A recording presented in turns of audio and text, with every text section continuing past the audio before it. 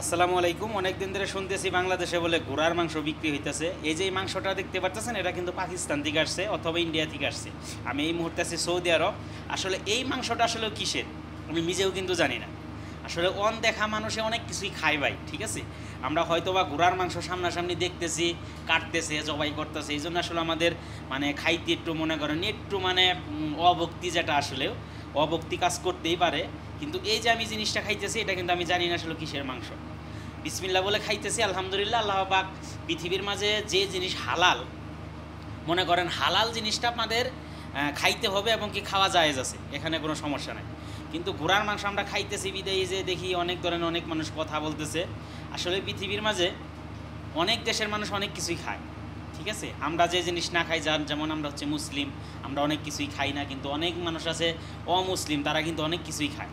আবার আমরা যারা মুসলমান যে জিনিস খাই, অনেকেই দেখা গেছে সেই জিনিসগুলো খায়। যে আমার বন্ধু আছে, এই যে দুর্গা, এই যে দেখতে পারতেছেন বন্ধু, ও কিন্তু গরুর মাংস মনে করেন, মানে আমার বন্ধু হচ্ছে হিন্দু, ঠিক আছে।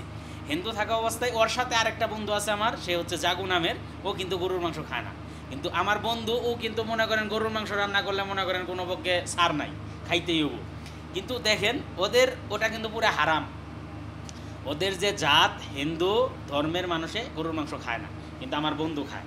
কিন্তু আরেকটা যা আছে জাগু, ও কিন্তু খায় না গরুর মাংস। যে পাতিলে রান্না করে, ওই পাতিলে রান্না করলে সে ভাতই খাবে না। তাহলে দেখেন আপনার হচ্ছে রুচি, রুচি একটা জিনিস। আপনি আসলে কীভাবে এটা মানে করেন, আপনার দিক থেকে আপনি খাবেন না কি করবেন, এটা হচ্ছে আপনার ব্যক্তিগত একটা বিষয়। কিন্তু বাংলাদেশে ঘোড়ার মাংস খাওয়া জায়েজ। সৌদি আরবের মানুষেও কিন্তু দেখা গেছে শানটা নামের একটা জিনিস আছে। শানটা আপনারা সবাই চিনেন, এটা হচ্ছে গুলশাবের মতো দেখতে আর কি, ঠিক আছে। ছুটোর মধ্যে হয়। কিন্তু আমাদের বাংলাদেশের মানুষ কিন্তু গুলশাব খায় না, গুলশাব তারা পছন্দও করে না এবং কি আমরা খাইও না। আমাদের বাড়ির আশপাশে অনেক গুলশাব আছে ভাই, ঠিক আছে, খাই না। তাহলে আপনারা বুঝেন যে হালাল যে জিনিস সেটা আসলে খাবেন, খাওয়া জায়েজ আছে। কিন্তু আপনার এটা হচ্ছে খাইতে যদি মন চায়, আপনার যদি ওইটার মধ্যে যদি মনে করেন, আপনার কথা আছে না যে একটা ভক্তি যদি না আসে আপনার পেটে যায়, ওইটা পেটে যদি না থাকে, আপনার যদি বমি বমি ভাব হয়, তাহলে খাওয়ার দরকার নাই। আপনার যে জিনিসে ভক্তি হয় সেই জিনিস আপনি খাবেন, যেটা অবশ্যই হালাল, ঠিক আছে। হালাল যে জিনিস অবশ্যই খাবেন।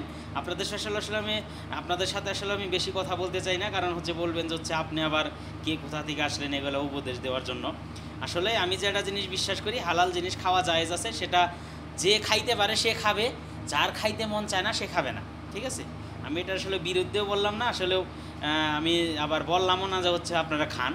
কাজতে আপনারা যা মন চায় তাই করবেন, যেভাবে মন চায় সেভাবে খাবেন, ঠিক আছে। আমি আপনাদের ভালো করে বুঝাই দিলাম। এই যে মহিষের মাংস, এটা ইন্ডিয়া থেকে অথবা পাকিস্তান থেকে আসছে, কিন্তু এটা আমি জানি না আসলে এটা কিসের মাংস। কিন্তু আমি বিসমিল্লাহ বলে খাইতেছি আল্লাহর উপর ভরসা করে, ঠিক আছে। এইটাই। আপনারা সবাই ভালো থাকবেন, আপনাদের প্রতি রইল শুভকামনা। ঘোড়ার মাংস খান, মহিষের মাংস খান, যেটাই খান, যদি ভক্তি হয়, যদি তৃপ্তি আসে, অবশ্যই খাবেন, ঠিক আছে। সবাই ভালো থাকবেন। আসসালামু আলাইকুম, আল্লাহ হাফিজ। কেউ রাগ করবেন না আমার কথা শুনে। আপনাদের কাছে আমি ভিডিওর লাস্টে আমি মাপ চেয়ে নিলাম, কেউ রাগ করবেন না কথা শুনে। আর কথার মধ্যে যদি কোনো ভুল হয়ে থাকে অবশ্যই মাফ করে দেবেন। আল্লাহ হাফিজ।